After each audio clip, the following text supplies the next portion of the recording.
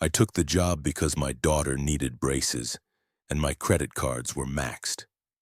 That's the practical truth, the one I told myself when the doubts crept in at 3 in the morning, staring at the water-stained ceiling of my apartment. The other truth, the one I didn't examine too closely, was that I was tired. Tired of the hum of the pharmaceutical plant, tired of the 9 to 5 grind of logging temperatures and catching deviations, tired of a life that felt like it was measured in milliliters and micrograms. The Great Smoky Mountains National Park Service posting came through a temp agency, a digital lifeline thrown to a drowning man. Overnight facility monitor, Cades Cove Visitor Complex, 12-hour shifts Thursday through Monday. Above-market compensation for non-standard conditions. The phrase non-standard conditions was a euphemism, a corporate whisper for things you don't want to ask about.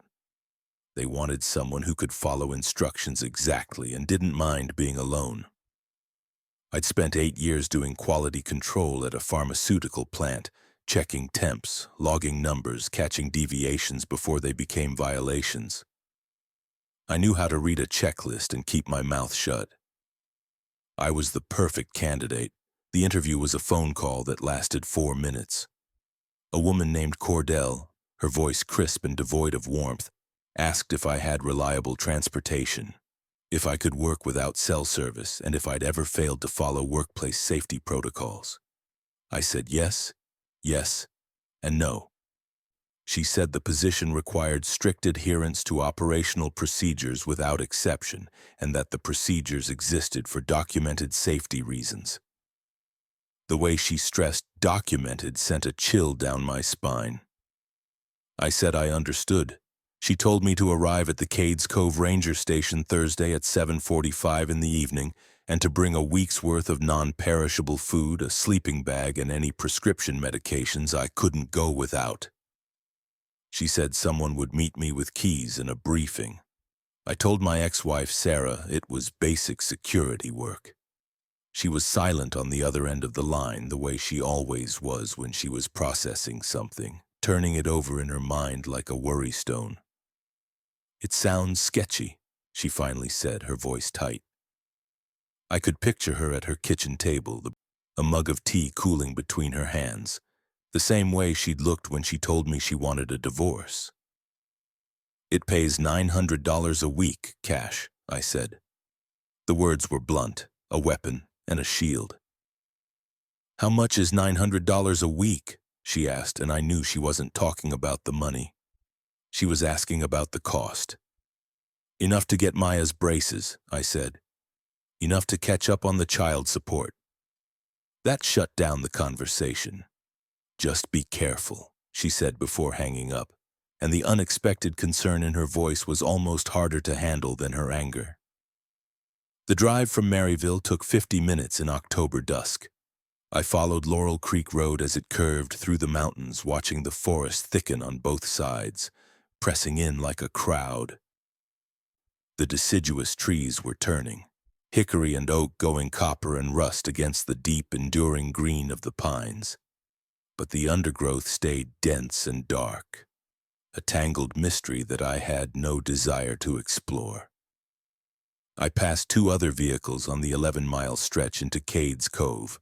Both were Park Service trucks, their drivers giving me a brief, unreadable nod as they headed out, escaping the cove as I was entering it.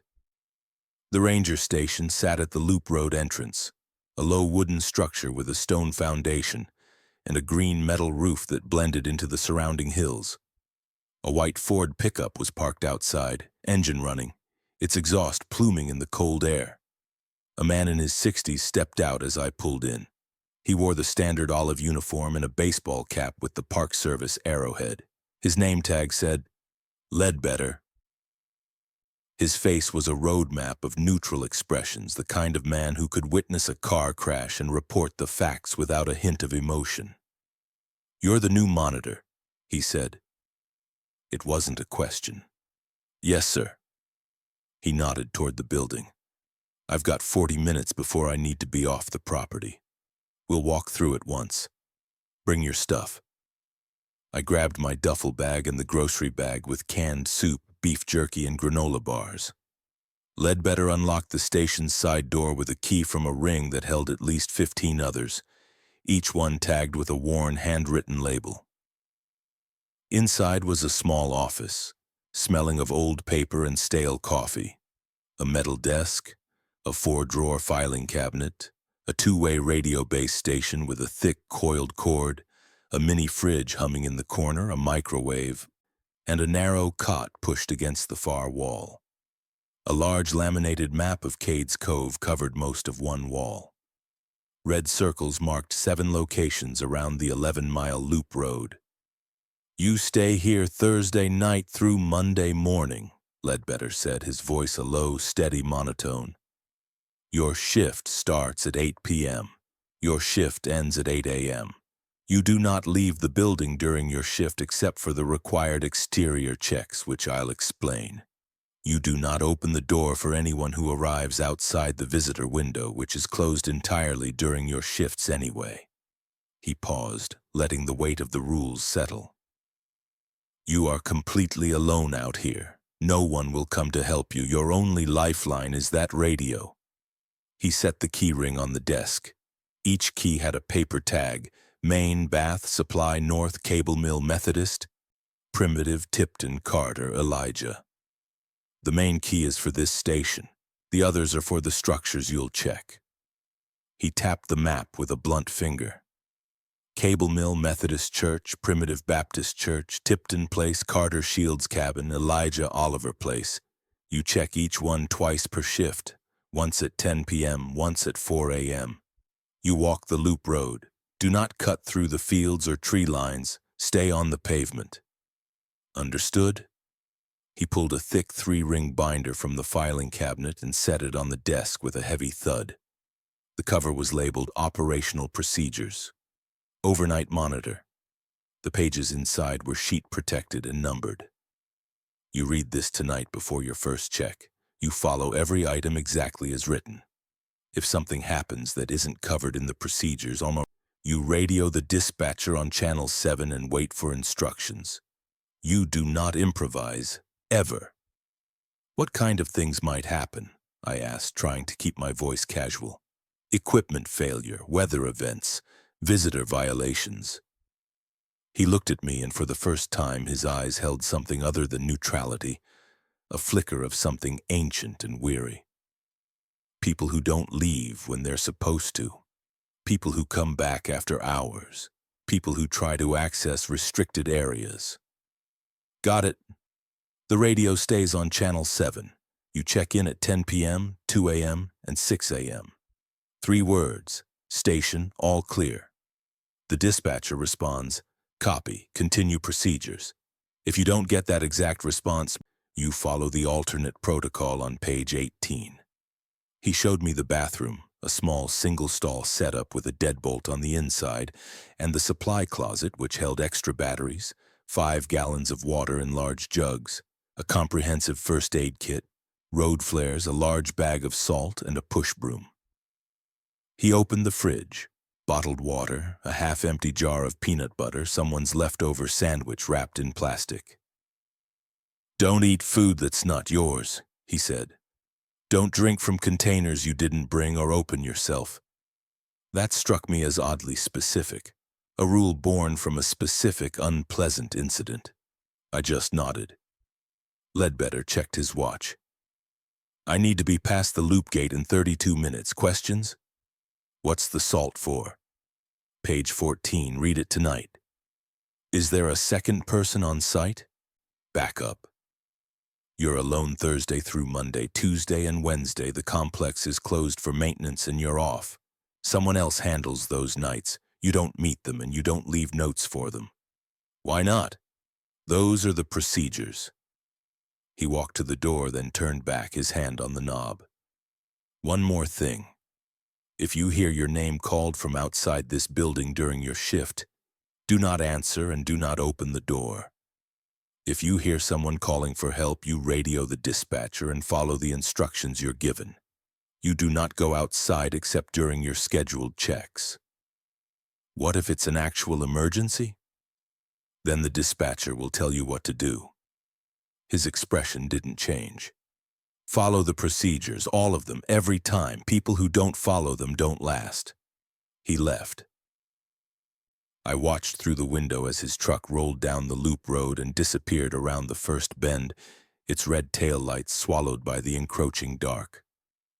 The sun had set completely.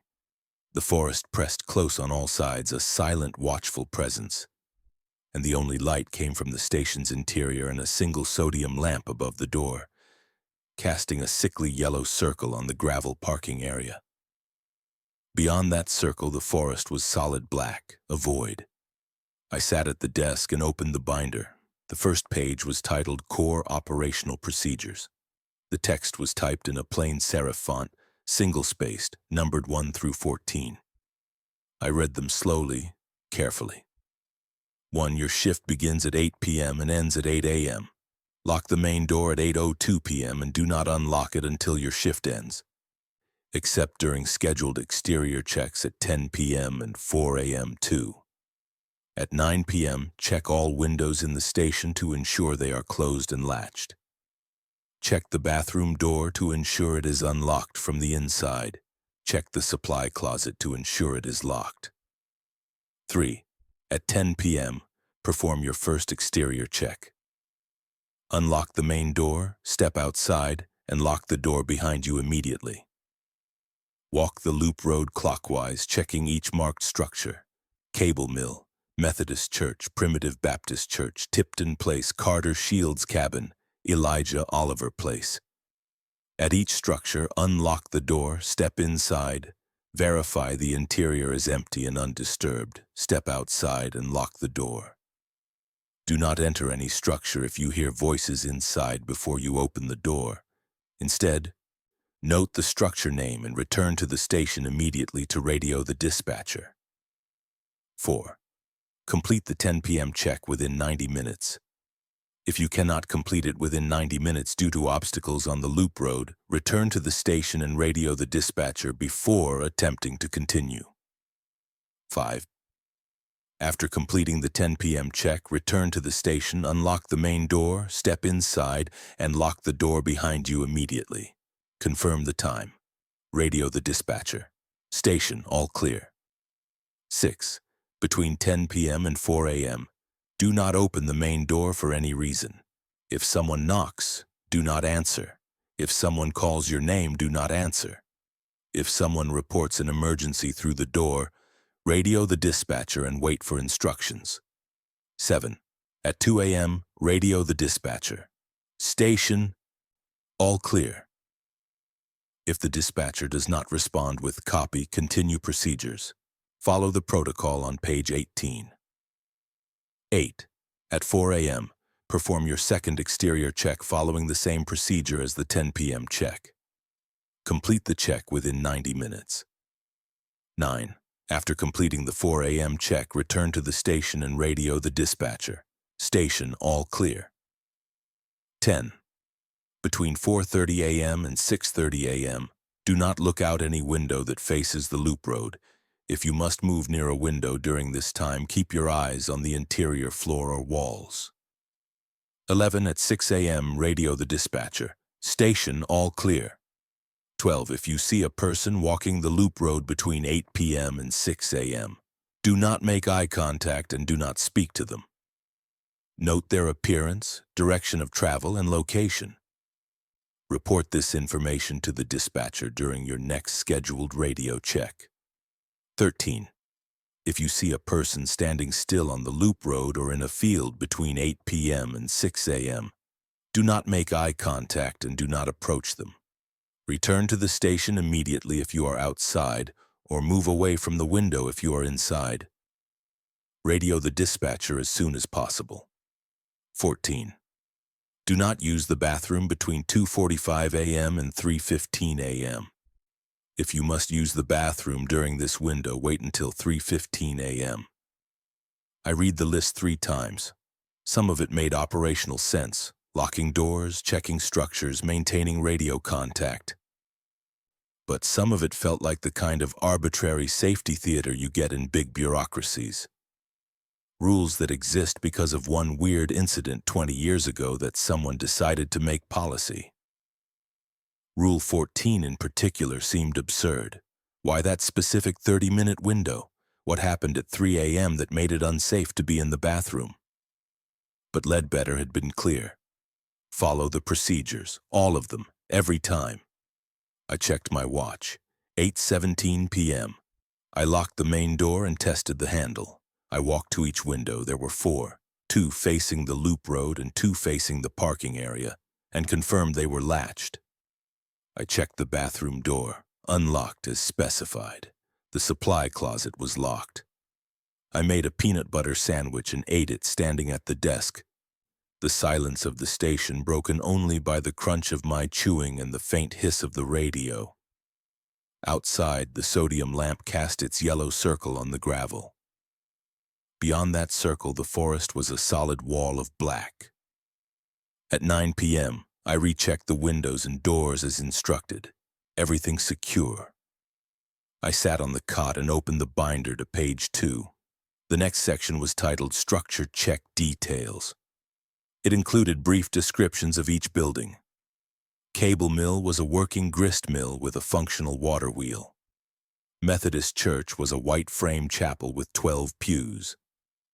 Primitive Baptist Church was smaller, log construction, 8 pews.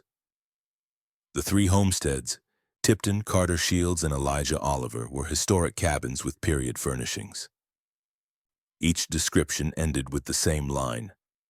Verify interior is empty and undisturbed.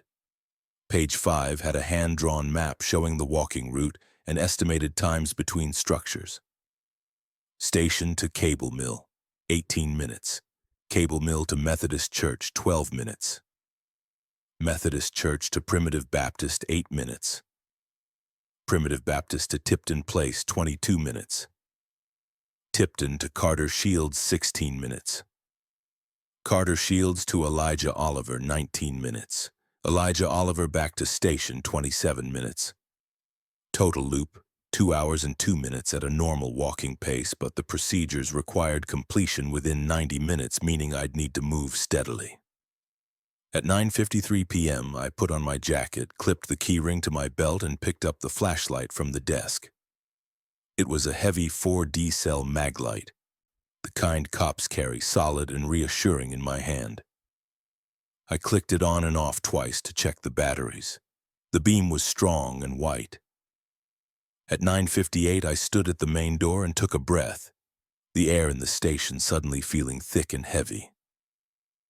At 10 p.m. exactly, I unlocked the door, stepped outside, pulled the door shut behind me, and locked it.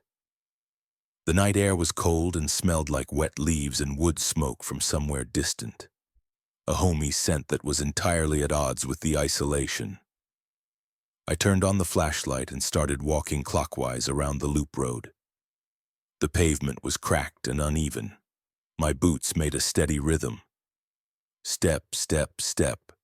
The flashlight beam swung ahead of me, catching tree trunks and the white fog line painted on the road's edge. I could hear water moving somewhere to my left. Cades Cove had several creeks cutting through it, and the wind pushing through the high branches, a sound like a constant soft sigh. I reached Cable Mill at 10:17. The structure was a brown wooden building beside a creek with a large water wheel on one side. I unlocked the front door with the Cable Mill key, the metal cold against my fingers. The door opened with a groan of old hinges. I pushed it open and stepped inside. The interior smelled like old wood and stone dust, a dry, papery scent. My flashlight revealed a large open room with the mill mechanism, wooden gears, a massive grinding stone, chutes for grain. Everything was still, coated with a fine layer of dust. I walked a slow circle, checking behind the machinery and in the corners, my footsteps echoing in the silence. Empty and undisturbed. I stepped outside, locked the door, and continued clockwise. The beam of my flashlight cut a path through the darkness, and for a moment I felt like the only person left in the world. Methodist Church appeared at 10:31, a white clapboard building with a simple steeple that stood out against the dark tree line. The front door opened with a long creak. Inside were 12 pews facing a plain pulpit, exactly as the binder described. The flashlight beam moved across the empty pews and the bare walls. I walked down the center aisle and back, my footsteps loud on the wooden floor. Empty and undisturbed. Locked the door. Kept walking. Primitive Baptist church at 1041. Smaller, darker wood, 8 pews, a faint smell of mildew and damp earth. Empty and undisturbed. Tipton Place at 1106. A 2-room log cabin with a stone fireplace and a rope bed. Empty and undisturbed.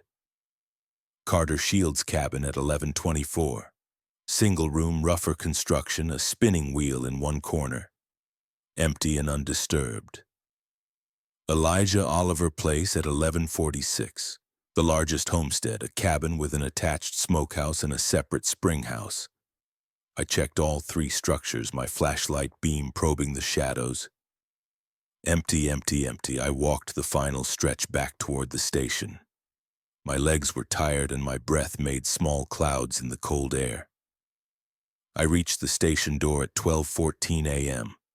1 hour and 14 minutes total, well within the 90-minute window. I unlocked the door, stepped inside, and locked it behind me, the sound of the deadbolt sliding home a comforting final thud. I checked my watch to confirm the time. 12:15 a.m. I keyed the radio. Station all clear. Static for 3 seconds, then a woman's voice, calm and professional. Copy, continue procedures. I set the radio down and sat on the cot. My heart was beating harder than it should have been from a simple walk. I told myself it was just the unfamiliar environment, the darkness, the sheer crushing weight of the isolation. I ate a granola bar and drank half a bottle of water, the silence of the station pressing in on me. At 2 a.m. I radioed again. Station all clear. Copy, continue procedures. I tried to sleep but couldn't. The cot was narrow and the station was too quiet. Every small sound, the building settling, the wind, the distant creak, felt amplified, like it was happening right next to my ear. I kept thinking about Rule 14. Do not use the bathroom between 2:45 and 3:15. Why that specific window? What happened at 3 a.m. that made it unsafe to be in the bathroom? The question circled in my mind, a small, persistent worry. At 2:37, I needed to piss. I looked at my watch. 8 minutes until the restricted window. I felt a flicker of irrational fear, a primal hesitation. It was just a bathroom, just a rule in a book. But Ledbetter's words echoed in my head. People who don't follow them don't last. I went into the bathroom, used the toilet, washed my hands, and came back out at 2:41. 4 minutes to spare. I let out a breath I hadn't realized I was holding. At 4 a.m., I unlocked the main door and started the second exterior check. The temperature had dropped noticeably. Frost was forming on the grass in the fields, glittering in my flashlight beam like a scattering of tiny diamonds. My flashlight beam seemed weaker, though the batteries were fresh. I walked faster this time, wanting to finish the loop and get back inside, to the relative safety of the locked station. Cable mill at 4:16. I unlocked the door and stepped inside. The mill room was exactly as I'd left it hours before, empty and undisturbed. I turned to leave and my flashlight caught something on the floor near the grinding stone. A wet footprint, a single boot print in the fine stone dust, toes pointing toward the door I'd just entered through. I crouched and examined it, my heart starting to pound fresh. The edges were still damp and clearly defined. But I'd checked this building at 10:17, and I'd been the only person inside. The print wasn't mine. My boots had a different tread pattern, a more aggressive lug. I stood and swept the flashlight across the entire room again, my beam trembling slightly, still empty. No one hiding behind the machinery or in the corners. Just that one print, a solitary piece of evidence that someone else had been here. I remembered Rule 3. Verify the interior is empty and undisturbed. The interior was empty, but it wasn't undisturbed. I stepped outside, locked the door, and kept walking, my hands shaking slightly. The forest around me seemed darker, more menacing. Methodist Church at 429. I opened the door slowly, listening. Silence. I stepped inside and checked the pews. Empty and undisturbed. Primitive Baptist at 438. Empty and undisturbed. Tipton Place at 504. I unlocked the door and stepped into the main room. The rope bed was against the far wall, the fireplace to my left. Everything looked correct. Then I noticed the spinning wheel in the corner had moved. It had been in the northeast corner during my 10 p.m. check. Now it was in the northwest corner, 8 feet from where it had been. It sat there, silent and still, as if it had always been there. I checked the rest of the cabin. Empty. I checked the second room. Empty. The spinning wheel was just sitting there in the wrong corner, an impossible object in an otherwise normal room. I went outside, locked the door, and stood on the gravel path for 30 seconds, breathing in the cold air, trying to slow my racing heart. The sky above the mountains was starting to lighten at the edges. False dawn. Still an hour before real sunrise. I checked my watch. 5:07. I needed to finish the loop. Carter Shields and Elijah Oliver remained. Carter Shields at 5:26, empty and undisturbed. Elijah Oliver at 5:49. I checked the main cabin, the smokehouse, and the spring house, all empty and undisturbed. I walked back to the station and reached the door at 6:17 a.m., 1 hour and 17 minutes for the second check. Still within the 90-minute window. Inside, I locked the door and leaned against it, my legs feeling weak. My shirt was damp with sweat despite the cold. I keyed the radio. Station, all clear. Copy, continue procedures. I sat at the desk and wrote down what I'd seen. The wet footprint at Cable Mill, the moved spinning wheel at Tipton Place. I wasn't sure what to do with the information. The procedures said to verify each interior was empty and undisturbed and to radio the dispatcher if I heard voices before opening a door. I hadn't heard voices. The interiors had been empty. They just hadn't been undisturbed. At 6 a.m., I radioed, Station, all clear. Copy, continue procedures. I realized I'd forgotten Rule 10. Between 4:30 and 6:30 a.m., do not look out any window that faces the loop road. I'd been back in the station since 6:17. I glanced at the 2 windows facing the road. The blinds were open. I'd been sitting at the desk facing those windows for nearly an hour. A cold knot of fear formed in my stomach. I stood and walked to the windows, nothing visible outside except the gravel road and the dark tree line beyond. I closed the blinds on both windows and sat back down, my hands still trembling. At 8 a.m., the sky was full light and the first rays of sun were hitting the tops of the eastern mountains. My shift was over. I unlocked the main door and stepped outside. The October morning was cold and clear. Birds were calling from the forest, a cheerful, normal sound that felt completely alien. A deer stood in the field beyond the Methodist church grazing, its head lifting to look at me before returning to its meal. I loaded my duffel into my car and drove the 11 miles back to the ranger station at the park entrance. A different ranger, a woman in her 40s named Torres, was waiting. She had a calm, intelligent face and eyes that seemed to see a little too much. She asked if the shift had gone smoothly. I said yes. She handed me an envelope with $900 in cash and told me to be back Thursday at 7:45 p.m. I asked if anyone else had been working in the Cades Cove complex overnight. She said no. I asked if maintenance crews ever moved furnishings in the historic structures. She said not without logging it, and nothing had been logged this week. I didn't mention the footprint or the spinning wheel. I was afraid to. Afraid of what it would mean. Afraid of what they would tell me. afraid of the answer. I drove home, the $900 feeling heavy in my pocket, a payment for my silence as much as my time. I slept for 5 hours, a restless, dream-filled sleep. I picked up my daughter Maya from school, her face lighting up when she saw me. "Dad!" she yelled, running to hug me. I took her to her orthodontist consultation. The braces would cost $4,000. I'd made $900 in one night. The math worked. The practical truth was winning. Thursday evening, I drove back to Cades Cove, the $900 a week, a siren song of financial salvation. Ledbetter was there again, standing beside his truck. He handed me the keys without preamble and asked if I'd read the procedures. I said yes. He asked if I'd followed them exactly. I said yes. "Good," he said. "Tonight you'll see some additional documentation in the binder. Amendments to the core procedures. They go into effect immediately." "What kind of amendments?" "Clarifications. Read them before your first check."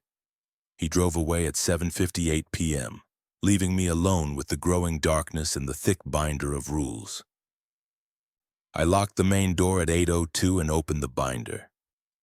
A new section had been inserted after the core procedures, amended operational procedures, 6 new rules numbered 15 through 20. 15. If you find any door unlocked that you previously locked, do not enter the structure. Note the structure name and location, return to the station, and radio the dispatcher immediately. 16. If you find any object inside a structure that has moved from its previous location, complete your check of that structure, lock the door, and continue your route. Report the observation to the dispatcher during your next scheduled radio check, but do not return to the structure during the same shift. 17. If you see lights inside any structure before you unlock it, do not enter. Note the structure name and location, return to the station, and radio the dispatcher immediately. 18. If you hear footsteps behind you while walking the loop road, do not turn around. Continue walking at your normal pace until you reach the next structure or the station, whichever is closer. Once inside, lock the door and wait for 5 minutes before continuing. 19. If you smell smoke but see no fire, continue your procedures normally. Do not investigate the source of the smoke. 20. If you encounter an animal on the loop road that does not move when you approach, walk around it at a distance of at least 20 feet. Do not shine your flashlight directly at the animal. Do not make noise to scare it away. I read the amendments twice, my eyes lingering on Rule 18. If you hear footsteps behind you, do not turn around. The specificity was chilling. It wasn't a general safety warning. It was a direct response to something that had happened. Something that had happened to someone who had turned around. I checked my watch. 9:03 p.m. The rest of the evening's procedures went as before. Window and door checks at 9. First exterior check starting at 10. I walked the loop road under a moonless sky. The stars were bright and cold above the mountains, a distant, indifferent spectacle. At Cable Mill, I unlocked the door and checked inside. The wet footprint was gone. The stone dust was smooth and undisturbed, as if it had never been there. I completed the check and moved on, a shiver running down my spine. At Methodist Church, everything was exactly as I'd left it Monday morning. At Primitive Baptist, everything was exactly as I'd left it. At Tipton Place, I unlocked the door and stopped. The spinning wheel was back in the northeast corner. I stepped inside and walked to the corner, shining my flashlight on the wheel. It was the same wheel, same wooden construction, same spindle, same flyer. But it had returned to its original position. I checked the rest of the cabin, empty and undisturbed except for the wheel. I remembered amended Rule 16. If an object has moved, complete your check, lock the door, continue your route, and report during your next scheduled radio check. So I did exactly that, my movements feeling more mechanical, more detached. Carter Shields at 11:21, empty and undisturbed. Elijah Oliver at 11:43. I checked all three structures, empty and undisturbed. I completed the loop at 12:11 a.m., locked myself inside the station and radioed, "Station all clear. Copy of continue procedures." Then I added, "Advise the spinning wheel at Tipton Place has returned to its original position. No other changes observed." Silence for 15 seconds. A long, heavy silence that felt like it was being weighed. "Copy, continue procedures." That was it. No explanation, no follow-up questions, just an acknowledgement. The mystery was mine to carry. At 2 a.m., I radioed, "Station, all clear. Copy, continue procedures." At 2:51 a.m., I was sitting at the desk trying to stay awake when I heard footsteps outside. Not on the gravel parking area, on the loop road passing the station from right to left. Steady, unhurried footsteps on pavement. A person walking at a normal pace. I looked at the clock, 2:51. I was inside the station with the door locked, which was correct per Rule 6. I was not looking out the windows, which was also correct since I'd learned to keep the blinds facing the road closed. The footsteps passed the station and faded into the distance. I checked my notes. Rule 12. If you see a person walking the loop road between 8 p.m. and 6 a.m., note their appearance, direction, and location, and report during your next scheduled radio check. But I hadn't seen the person. I'd only heard them. I decided that counted as an observation. I wrote, 2:51 a.m., footsteps on loop road traveling west past station. Did not see individual. The footsteps didn't return. The rest of the night was quiet. At 4 a.m., I started the second exterior check. The night had grown colder. My breath came out in thick clouds. Cable mill at 4:14. Empty and undisturbed. Methodist church at 4:26. I unlocked the door and stepped inside. The pews were empty, but when I walked down the center aisle, I noticed the hymnals. Every pew had a hymnal rack on the back, and each rack held 3 or 4 hymnals. During my 10 p.m. check, the hymnals had been distributed randomly.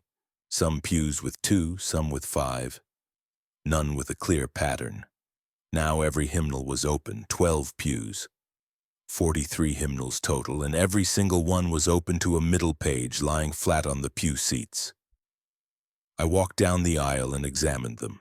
Different page numbers, some open to hymns, some to psalms, some to blank pages in the back, but all open, all flat.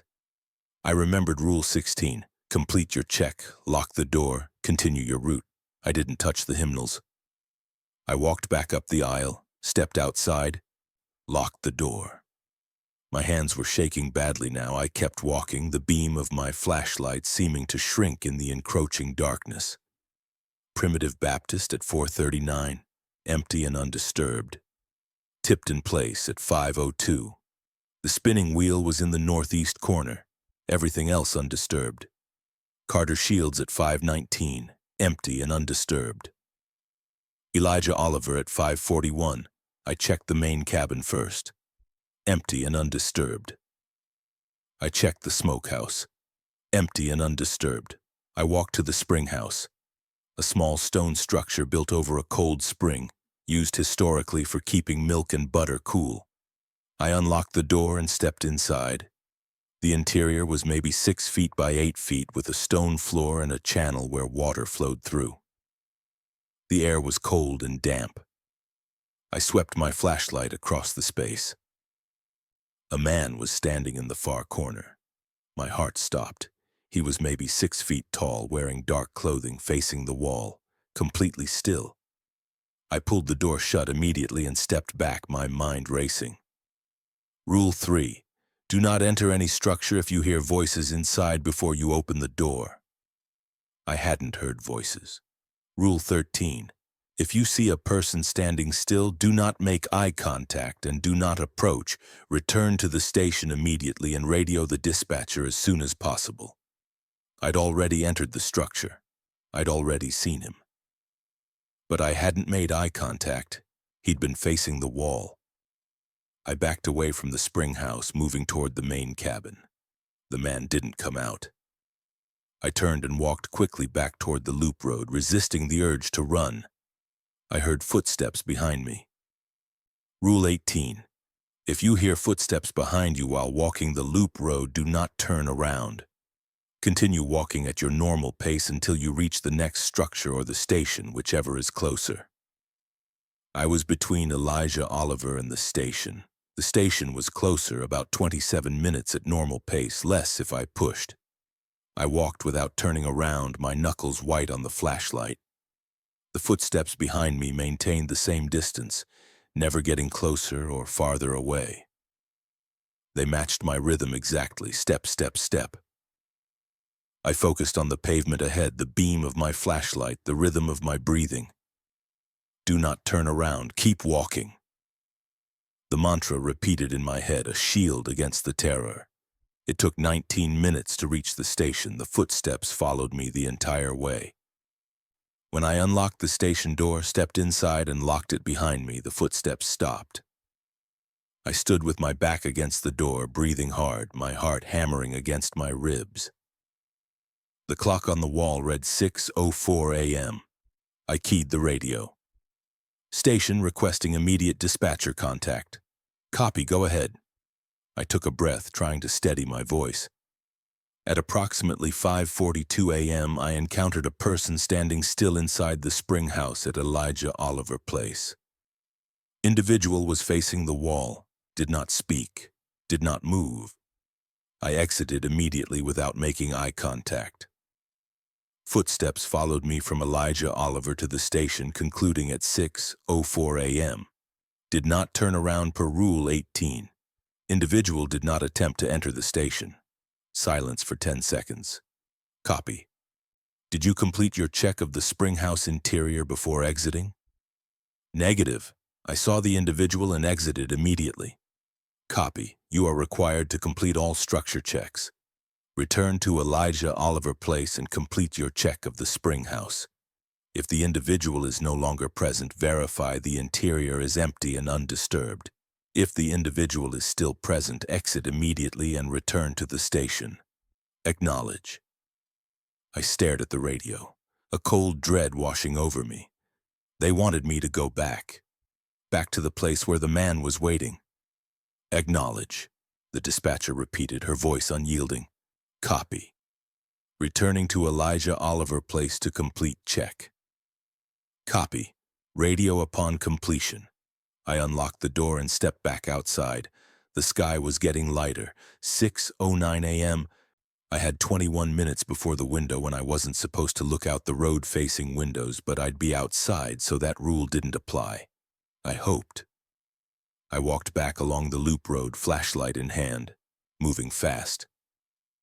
The forest around me was waking up, birds calling, wind in the branches, normal sounds that felt like a mockery. I reached Elijah Oliver at 6:28 a.m. I approached the spring house slowly, watching for movement. Nothing. I unlocked the door and opened it. The interior was empty. I stepped inside and swept my flashlight across every surface. Stone walls, stone floor, the water channel running through. No person, no footprints, no indication anyone had been there. Empty and undisturbed. I stepped outside, locked the door, and walked back to the station at a near run. I reached it at 6:53 a.m. Inside, I locked the door and radioed. Station spring house check completed, interior empty and undisturbed. Copy, continue procedures. At 8 a.m., I left the station and drove to the entrance gate. Torres was there. She handed me the envelope with $900 and asked if the shift had gone smoothly. I said yes. She told me to be back Thursday at 7:45 p.m. I wanted to ask if other monitors had reported similar incidents. I wanted to ask what the procedures were really for. I wanted to ask who the man in the spring house had been. But the words stuck in my throat. I was afraid of the answers. Instead, I took the money and drove home, the $900 feeling less like a payment and more like a bribe. The weeks turned into months. The binder grew thicker, the rules multiplying like some strange, arcane code. I learned to navigate the loop road not just with my feet, but with the rules, a mental map of what to do when the world went wrong. I saw the man in the spring house again and again. I heard the footsteps. I saw the hymnals open, the spinning wheel move. I followed the procedures and I survived. I paid for Maya's braces. I caught up on my debt. I was a good father, a responsible employee, and I was a keeper of secrets, a solitary watchman in the dark. I was promoted to senior monitor, tasked with training a new hire, a young man named Michael Grayson. He was eager and nervous, and I taught him the rules the same way Ledbetter had taught me. I taught him to comply, to observe without understanding, to survive. He learned, and for a while it was enough.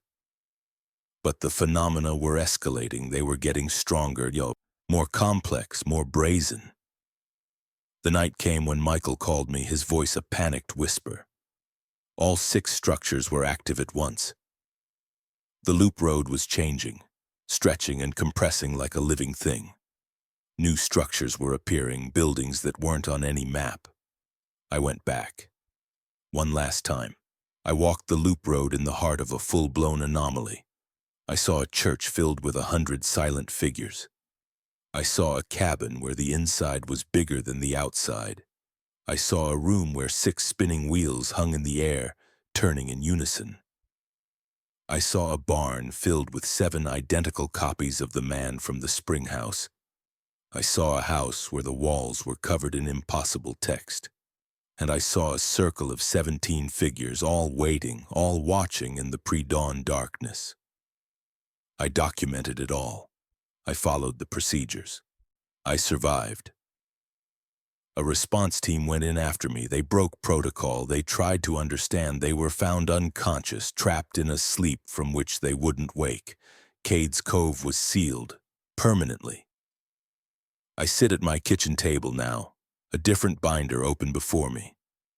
My own copy, filled with my own notes, my own rules. I am the response specialist now, the one they call when the world goes wrong in other places, in other dark corners of other parks. I am the one who walks the loop roads, who follows the procedures, who comes back with the knowledge that helps others survive. I write a new rule at the bottom of the last page, my handwriting steady. Rule 98. Remember that compliance is not victory, only survival. The phenomena cannot be defeated or understood, only navigated safely. Your job is not to win, but to observe, report, and return alive so others can learn from what you witnessed. Every shift you survive adds to our collective knowledge of how to coexist with what exists in these mountains after dark. I close the binder and look out the window at the morning light. The mountains are still there, ancient and indifferent. The secrets are still there too. But for now, we have the rules. We have the procedures. We have a way to walk alongside the dark without being swallowed by it. And for now, that is enough. The transition from field monitor to regional specialist was as jarring as the shift from the humming sterility of the pharmaceutical plant to the damp, ancient silence of Cades Cove. My new office was in the regional headquarters, a modern building of glass and steel that smelled of cleaning chemicals and fresh coffee. I had a desk with a computer, a window that looked out over a manicured lawn, and a parking space with my name on it. I was safe, I was stable, I was miserable. The work was administrative, a different kind of quality control. I reviewed incident reports from other sites, most of them mundane. Equipment failure, weather-related issues, the occasional tourist who'd stayed too late. I updated the master procedures binder, a digital version now, adding amendments based on Michael's reports from Elkmont and the observations of other monitors. I conducted initial interviews with potential new hires looking for the same quiet desperation and rigid adherence to rules that had made me a candidate. I was good at it. Torres said my retention rate for new monitors was the highest in the Park Service's history. I was teaching people how to survive, but I felt like I was losing my own survival instincts, softening in the climate-controlled comfort of the office. The Cades Cove binder, my personal dog-eared copy, sat on my desk. It was my anchor, a physical connection to the reality I'd inhabited. I'd added my own rules at the back, written in my own hand, a personal addendum to the official doctrine. Rule 98 was the last. Remember that compliance is not victory, only survival. Every shift you survive adds to our collective knowledge of how to coexist with what exists in these mountains after dark. I thought about the 9 unconscious response team members often. They were in a long-term care facility now, their bodies healthy, their minds lost somewhere in the procedural text on the walls of Carter Shields. Torres had told me they sometimes murmured fragments of the impossible instructions. Count the reflections in sets of 4, one would whisper.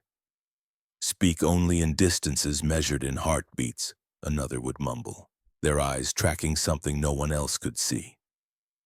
They were casualties of understanding, of breaking the prime directive. Observe, don't engage. The call came on a Tuesday in late August. The Rockies were experiencing a heat wave, but my office was frigid from the air conditioning. My phone rang, the number displaying as Torres's secure line. "We have a situation," she said, her voice stripped of its usual calm. It was tight, strained. "Rocky Mountain National Park, Fall River Pass." My blood ran cold. This was it, the first major event since Cades Cove. "What kind of situation?" "A monitor is missing. Clara Reed. 24 years old, excellent record, 6 months on the job. She was assigned to the old Fall River Mining District monitoring post. Her last scheduled check-in was at 10 p.m. last night. She missed it. We tried her radio, no response. A ranger went to check on her at dawn. The post was empty, the door was unlocked, her binder was open on the desk. What was her last entry?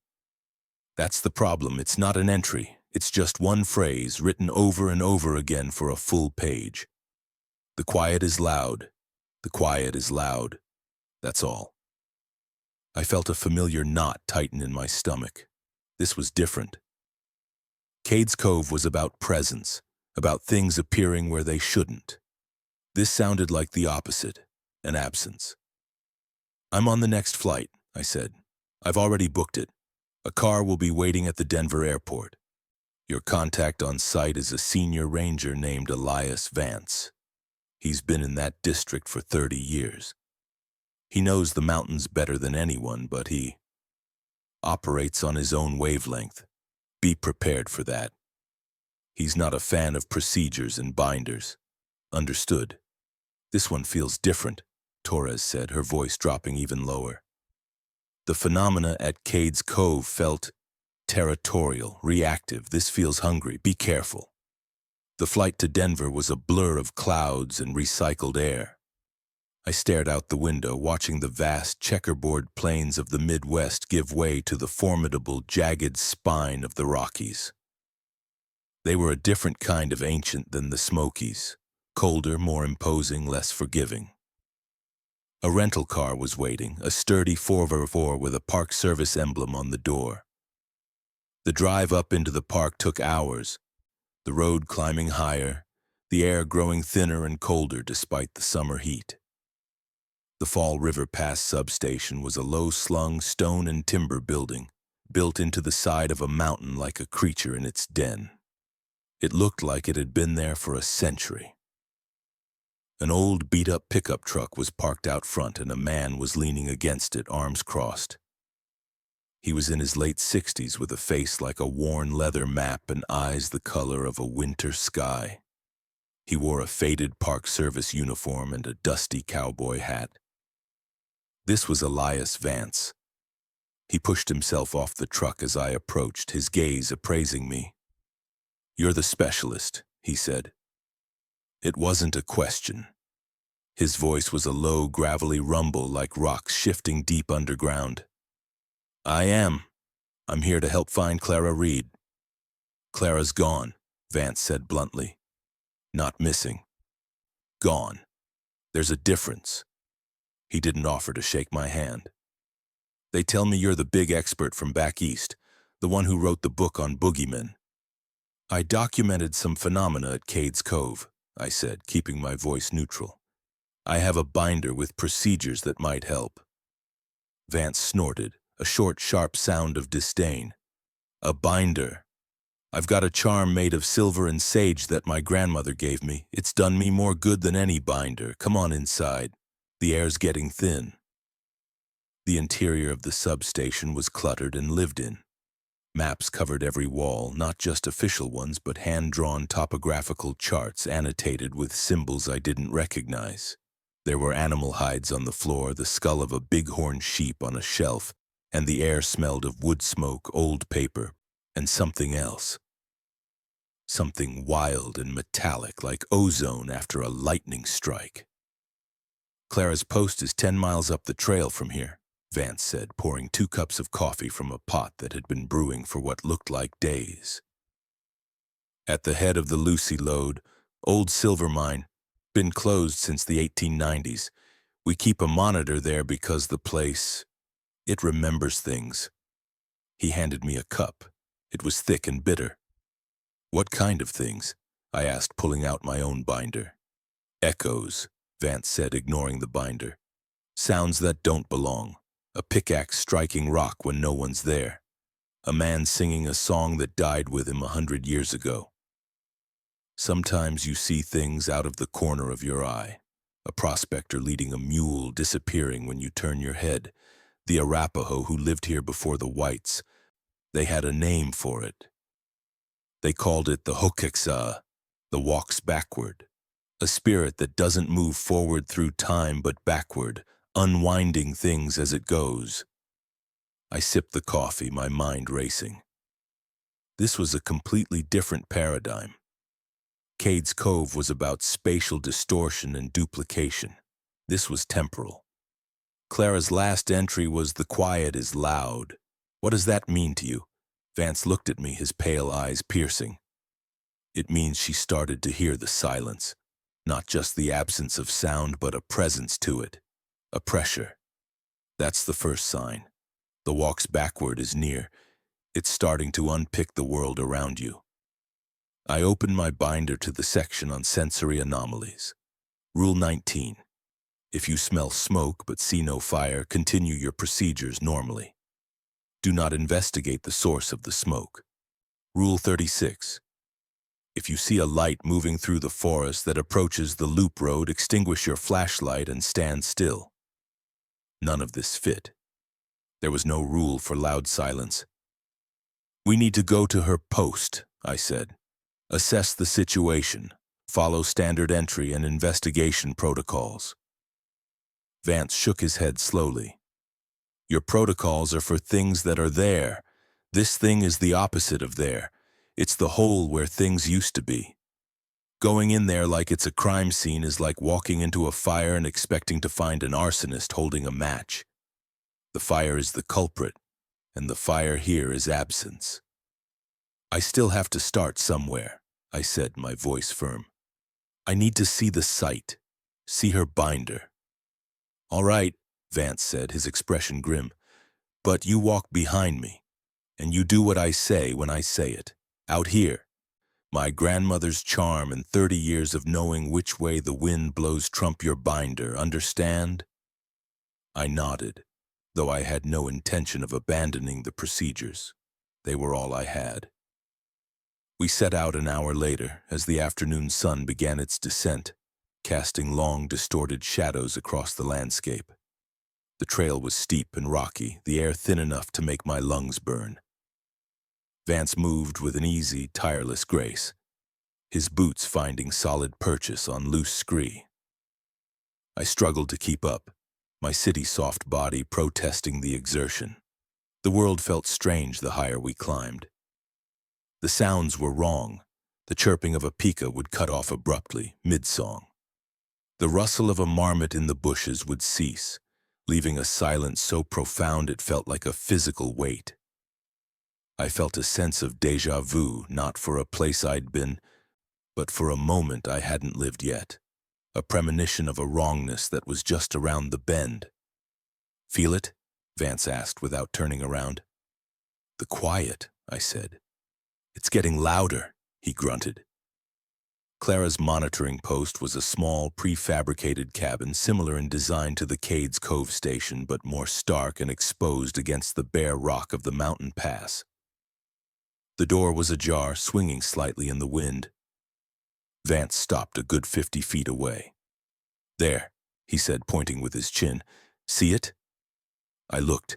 The air around the cabin seemed to shimmer like a heat haze rising from asphalt. But there was no heat. The air was cold. "That's the erasure," Vance said softly. "It's not strong yet, it's just a faint edge around the place, but it's there." My Cades Cove training screamed at me. Rule 30, if a structure door is standing open, so do not enter. Rule 3, do not enter any structure if you hear voices inside, but I heard nothing. I saw nothing. The rules were designed to detect presence. How did I detect absence? "I have to go in," I said. "Then be quick about it," Vance said, his voice tight. "Don't touch anything. Don't linger.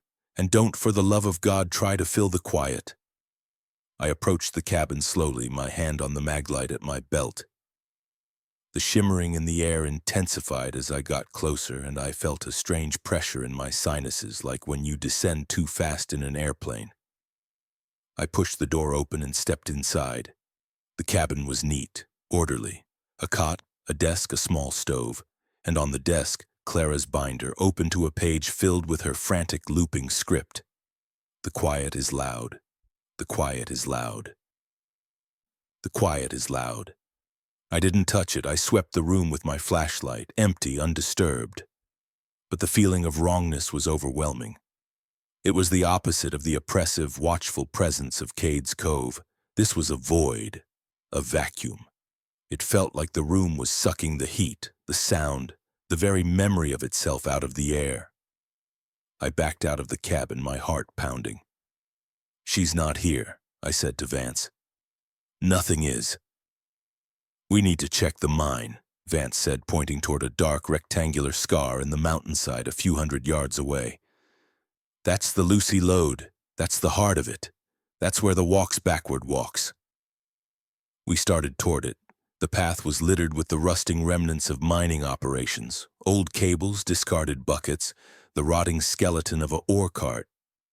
And with every step, the silence grew louder. It was a roaring in my ears, a high-pitched, resonant frequency that seemed to vibrate in my bones. I found myself holding my breath. Then came the echoes, a faint metallic clink from ahead of us, the sound of a pickaxe. Then a man's voice, rough and tuneless, singing an old ballad I'd never heard. "Oh, the bones of Lucy Lode lie deep beneath the stone." The voice faded, cut off as if by a knife. "Miner named O'Malley," Vance said quietly, his eyes fixed on the mine entrance. "Died in a cave-in, 1888. Sometimes you can hear him still digging." The entrance to the Lucy Lode was a jagged hole in the rock, propped up with old timbers that looked black with age. The shimmering haze was thick here, a visible distortion in the air. The darkness inside wasn't just the absence of light, it was a substance, a palpable thing. I instinctively reached for my Cades Cove protocols. Rule 17. If you see lights inside any structure before you unlock it, do not enter. There were no lights. Rule 3. Do not enter any structure if you hear voices inside before you open the door. The voices were outside, not in. According to my training, the coast was clear. That was my mistake. I was applying the rules of presence to a domain of absence. I took a step toward the entrance. Vance's hand shot out and grabbed my arm, his grip like iron. "Don't," he whispered, his face pale. "That's not a doorway, it's an edge." As he spoke, I felt it, a pull. Not a physical wind, but a psychic current, a gentle, inexorable tug toward the darkness. It was pulling at my thoughts, my memories. I had a sudden, vivid image of Maya's face, her smile, and it felt like it was being drawn out of me, like a thread being pulled from a spool. Then I heard the voice. It wasn't O'Malley singing. It was my own. It was the calm, monotonous voice I used in my head to recite the procedures. But it was coming from the mine. Verify the interior is empty and undisturbed. Step outside and lock the door. Do not enter any structure if you hear voices inside before you open the door. The voice was reading the rules. My rules. The things I held onto for survival were being used as bait. I stumbled back, ripping my arm from Vance's grasp. "What is that?" I gasped. "It's learning you," Vance said, pulling me further away. "It's finding the edges of your mind, the seams of your memory. It's looking for a way in." We retreated back to the cabin, the roaring silence following us. I felt disoriented. My thoughts scattered. I looked at my hands, half expecting them to be translucent. "Your binder is useless here," Vance said, his voice grim. "It's a map of a world that's ceasing to exist. The only rule that matters up here is the one you write for yourself right now in your head. The rule that says, I am still here." That night, we couldn't leave. The trail was too dangerous in the dark and the phenomenon was too active. We barricaded ourselves in the substation. Vance built a fire in the stone hearth and hung a small leather pouch of sage and silver over the door. I sat at the table, my official binder open before me, but for the first time it offered no comfort. It was a book of ghost stories from another haunted house. I thought about what Vance had said. The only rule that matters is the one you write for yourself. He was right. The procedures were a response to observed phenomena. They were reactive. Here, the phenomena was proactive. It was erasing the very things we needed to observe. I took out a pen and turned to the back of my personal binder to the page after Rule 98. I started to write, not as a documenter, but as a creator. I was no longer just mapping the territory, I was drawing the map as I went. I wrote a new category of procedures. Temporal sensory distortion protocols, erasure zones. Rule 99. In zones where the primary threat is erasure rather than manifestation, all observational protocols are inverted. Your objective is not to verify the emptiness of a space, but to verify your own continued presence within it. Rule 100. Periodically, at no less than 15-minute intervals, you must perform a self-verification ritual. Touch your own face and arms, speak your own name aloud. Look at your own reflection in a mirrored surface. If you cannot perceive your own reflection, or if your voice sounds foreign to your own ears, you are in the process of being erased. Immediate retreat from the zone is the only viable procedure. Rule 101, do not investigate silence, investigate sound. The silence is the predator. Any sound, even an echo, is proof that reality still exists. Move toward the sound, not away from it, unless the sound is a replication of your own internal monologue or a known procedure. Rule 102, do not focus on what is absent. Focus on what is present, the color of a rock, the feeling of the wind, the texture of your own clothing. Anchor yourself to tangible, immediate sensory input. The phenomenon feeds on abstraction and memory. Starve it with concrete reality. Rule 103. If you feel a psychic or physical pull toward an anomalous zone, the edge, do not resist it directly. Instead, turn 90 degrees to your left or right and walk in that direction. The erasure force operates on a linear axis. Lateral movement can break its hold. I wrote until my hand ached, filling 3 pages. I wasn't just documenting anymore. I was creating a new language of survival, a new set of rules for a new kind of darkness. I was becoming more than a monitor, more than a specialist. I was becoming a pioneer in a haunted landscape, charting a course through nothingness. Vance watched me write, a look of grudging respect on his face. He didn't say anything, just poked the fire and added another log to the flames. The next morning, the phenomenon had receded. The air was clear. The silence just a normal, quiet mountain silence. We made our way back down the trail. We didn't find Clara, we didn't find her body, we didn't find anything. It was as if she had never been there. Her name was removed from the Park Service roster. Her file was sealed. She was erased. Back in my office, I typed up the new protocols, adding them to the master digital binder. I titled the section, The Fall River Addendum.